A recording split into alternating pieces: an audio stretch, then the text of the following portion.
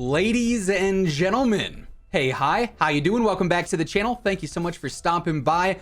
Last night we ended up seeing the whole mid-season update of the Season 1 Reloaded update go live in Warzone, and of course with any major update it included its fair share of weapon tuning, albeit it was a lot more focused on, let's say, recoil than it was, changing damage values. It was definitely a little bit different than usual, but it still did shift the meta in a handful of ways. Primarily it made a lot more weapons a little bit more competitive, I would say, and today I wanted to go over the new meta update in Warzone, what weapons you want to be looking out for, maybe some new weapons that previously were really good but maybe now are a little bit less effective, all sorts of things like that. So as we go over it all today, if you enjoy the video at any point, let me know by dropping a like on it. Would be seriously appreciated. And of course, if you're new to the channel or if you have not already subscribed, right around 56% of viewers watching are not subbed yet, and every single day I got you covered with all things going on in COD, news, updates, loadouts, tips. It is all right here, so feel free to subscribe with your notifications turned on. Also, right now, Code Immortal will actually get you 30% off your entire G Fuel orders, so if you want to grab anything there, a starter pack, a shaker cup, a new tub, now is the best time to buy thanks to that increased discount. So first up, we got the double barrel. This saw a couple of nerfs. They actually fixed akimbo, basically not removing damage as it should, so akimbo double barrels are not going to be as good as they were before.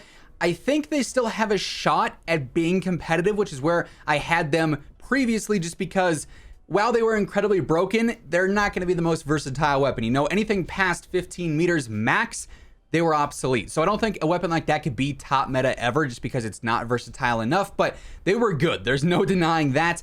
This nerf definitely puts them in check, but I don't think it would make them completely obsolete. I still feel like we're going to see players running around using akimbo double barrels probably for at least another update, and that's something I'm going to touch on real quick here before we get past any future weapons. Something Raven commented on previously is that they want to implement more incremental nerfs and weapon adjustments, I should say, buffs and nerfs really, which means that unlike before where you saw just a weapon massacred and put into the dirt because it was really, really good, now they're going to take a good weapon and slightly nerf it, and then slightly nerf it again, and then slightly nerf it again, and make that incremental change over time to make it more well balanced in the end.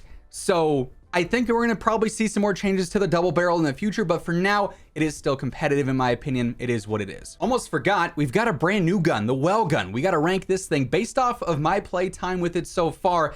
It's easily competitive. I mean, the thing is pretty solid, especially for like sniper support. I could see it being one of the top weapons. It might make the jump up to meta as I use it more, but just initially right off the bat, the thing is definitely very, very good. So I'd keep that in competitive, but we'll see over time when we revisit this list, probably in a couple of weeks, or depending on when the next weapon tuning update is, whenever that happens, we could see this potentially jump up. But the well gun right now, definitely a weapon worth leveling up and using in my own opinion. Now, the STG also saw some changes. It actually got a handful of buffs, and for that reason, I feel like the STG now jumps up to top tier meta. I mean, before it was a very straightforward weapon. The STG is like the XM4 and the MWM4. Very basic, very easy to use. It's just going to get the job done. But now it's got less visual recoil. It's going to be more consistent over range. And while its velocity and damage aren't absolutely insane, it is by far one of the most consistent weapons in the game for any skill level, right? So in my opinion, it definitely is one of these weapons that a lot of players are going to flock to now, just because it is simple, it is straightforward. Probably going to be one of the more preferred choices and most picked choices right now, just because anyone can pick it up and do well with it. So definitely a top tier meta weapon in my own opinion. Now the automaton also got a couple of buffs. Basically, they just smoothed out the recoil, reduced the visual recoil a little bit. I'm going to be honest though, it's still kind of a pea shooter. Like, the thing with the automaton was early on, it had no recoil, so even though it wasn't the fastest killing weapon in the world and didn't have the best damage, because it was an absolute laser beam, it was so easy to use, the TTK felt insane. They didn't buff the damage though and make it absurdly powerful, so to me, the automaton is still just a mid-tier weapon. I don't think it moves out of viable for the time being. It's just decent. You could use it, and it's gonna be one of those like ground loot weapons. If I can find the gold tier automaton, that's a solid first choice, right? Like, I'm gonna grab that and use it till I get my loadout, but it's gonna be beat out by some of these other weapons in the competitive and top meta category.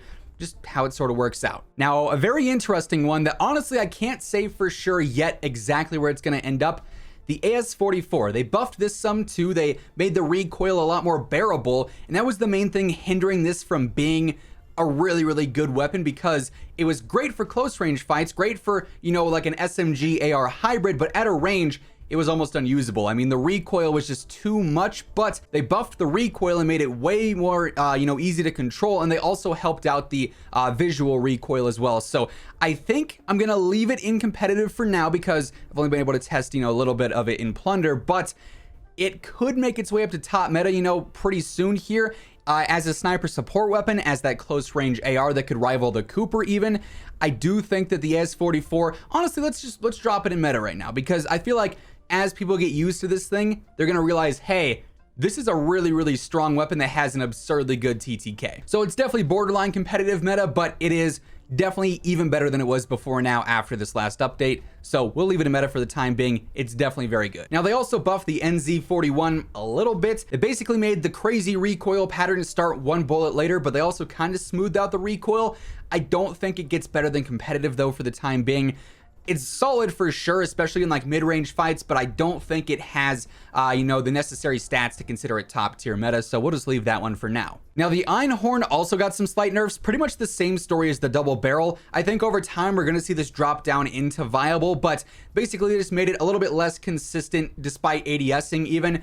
It's still going to be a great shotgun though. Like that and the double barrel are definitely the shotgun meta right now. We've always had shotgun metas in Warzone. The R90 fire rounds, the Dragon Breath, whatever, the Gallo, things like that. They're always going to be there. These two are definitely your best choices for now. Now the Cooper also had some changes. It seemed like it was primarily some buffs, made it a little bit easier to use with certain rounds and whatnot.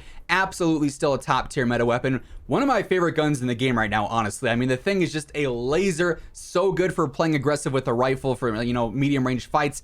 It's absurd. I love the thing. Definitely stays top tier meta. Now the Bren also got some nerfs. They made it so the Royal Barrel actually gives you a damage drop off. There's no non-existent damage drop off, right? Damage does diminish over range now, but it is still gonna beam. This is one of those incremental nerfs I was talking about where they made it slightly worse than before, but it's not at the point where it's going to drop down. Players are still going to be using this thing with pretty much the same setup as before, and it is still going to fry.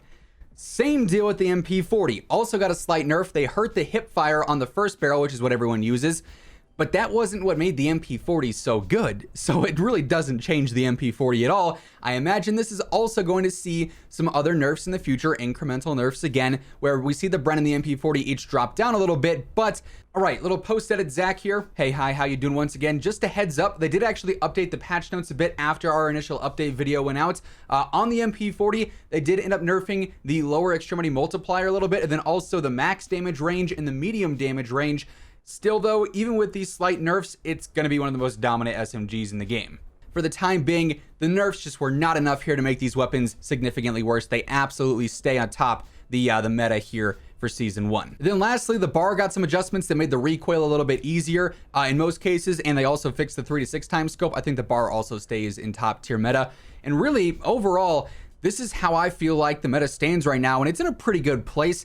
I do think that we need to see some more changes to the Bren and the MP40 to open up the meta a little bit more and allow these other weapons, even in competitive, to feel a little bit more competitive overall, right? And compete with these a little bit better. But really, right now, the MG42, the Type 11, the MP5, still the Mac 10, they all can do pretty well. They all can hold their own. Anything in top meta here, the Lapa, the Cold War AK, all these weapons would be my first initial choices, but overall, the meta is in a pretty solid place. It's only going to get better over time as we see more incremental nerfs happen. So that's how I feel like things sit right now. If you're looking for weapons to level up, I'd recommend the Whale Gun for sure than anything in the top meta category here. That's what most players should be looking towards when it comes to building the best loadouts. But all that said, that is going to wrap things up for today. Hopefully you enjoyed the video. If you did, let me know by dropping a like on it. Would be seriously appreciated. And of course, if you're new to the channel or if you haven't subbed yet, feel free to do so. That way you can always guarantee you are up to date with absolutely everything going on in the world of Call of Duty. But once again, thank you so much for watching. And until next time, take it easy.